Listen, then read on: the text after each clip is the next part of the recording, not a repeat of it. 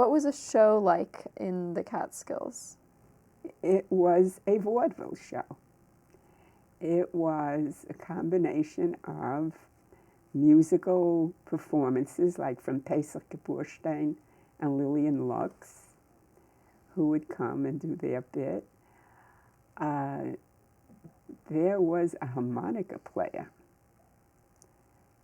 What was his name? I can't remember.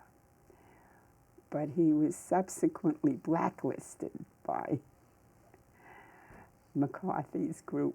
I could never understand what a harmonica player, what kind of harm he could do. But anyway, he was. And so it was a combination of musical performances and skits, comedy skits, usually very cute, very clean, very, with, and of course there was the MC. Later on we called him the Tumler, and he would bring everything together. We would start the evening with dancing to Abe Schwartz's music and end the evening by dancing again. And that's what it was like.